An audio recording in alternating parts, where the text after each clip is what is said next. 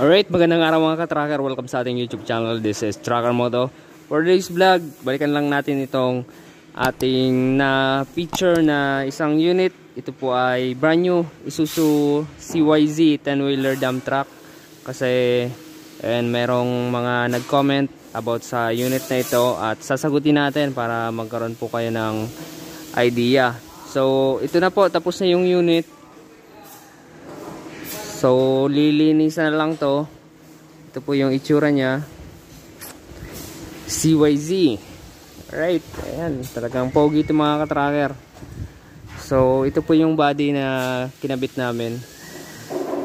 So, itong body, hindi ko na linaw na kung paano namin to in-assemble. So, ito po ay, ayan, in-import pa namin to sa ibang bansa. Ayan, import to galing ibang bansa pero hindi siya buo na ganito. Panel by panel siya. Ayan, inassemble na lang namin. So, para magkaroon kayo ng idea, puntahan natin yung hindi pa namin nabubuo. So, nandito yung hindi pa namin na-assemble. Ito naman, small unit to. So, ito, ganito siya dumating dito sa Pilipinas, dito sa amin. Ayan, ganito po. Ayan yung itsura niya nung dumating dito. Tapos, inassemble na lang namin. Ayan, ganyan na yung itsura niya nung natapos. Ganito na. Dump box na talaga. So, ayan po. Kasama na tong mga running guard na to. Ayan, kasama na po yan sa pagdating or sa pag-import. So, yan mga ka-tracker. Ito po ay 15 cubic. Ayan, meron po nitong 18 cubic. So, ayan. So, tapos nang gawin. Ayan, may dyaryo. So, tatanggalin na lang yan. Tapos, lilinisan. Pwede nang ma-release namin. Alright. So, about naman dito sa unit, sabi daw, merong nag-comment na mga brand new Isuzu ay from China made. So, ito po. Itong unit na to ay hindi po ito China made. So, meron po tayong China made na Isuzu, which is yun po yung Isuzu Killing. Ayan, tama ba? So, tama.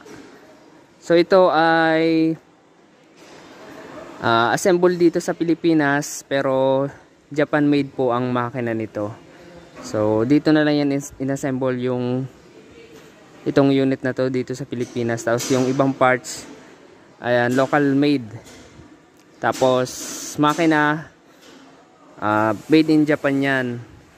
At yung ibang parts nito, ang presyo nito dito sa Pilipinas, nagre-range na to ng higit kumulang 6M.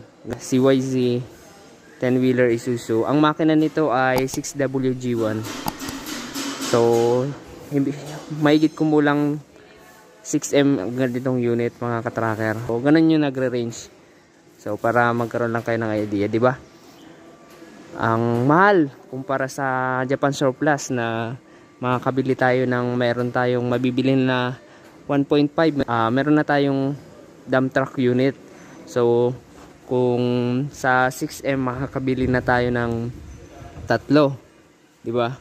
Kahit sabihin natin 2M pa yung Japan surplus dump truck, makakabili tayo ng tatlong truck sa 6M. Compared sa brand new, isa lang, di ba? Ito lang. Pero solid naman ito mga ka-tracker. Talagang yung maintenance nito, ayan, mga 5 years bago magkaroon ng problema yung truck, magkaroon ng ayan, mga gagawin. So, ang gagawin lang dito pag nabili natin na brand new, PMS lang. Ayan, PMS, periodic maintenance service, para ayan, tumagal yung unit. Huwag lang mabangga, kasi pag nabangga, talagang sira talaga to. Malaking gastos mga ka-tracker ang mangyayari. So, ayan. So, ayan po yung itsura, ganyan. Diba? Ayan. Ayan, di ba nakikita nyo yung model niya, CYZ 52. Tapos engine model 6WG1-TCR. Ayan yung engine number niya.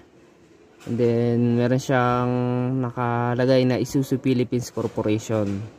Right, so dito to inassemble sa Philippines. So ayan po. Diba pogi? Ang laki. Solid to. Ang laki pa ng gulong. Ayan, nasa 350 na yung gulong nito. 315 by ATR 22.5. Solid to. Kaso nga lang sobrang mahal. Kung magsisimula ka ng tracking services, kung brand new ka magsisimula, talagang malaking pera yung bibitawan mo para makabili ka ng brand new truck.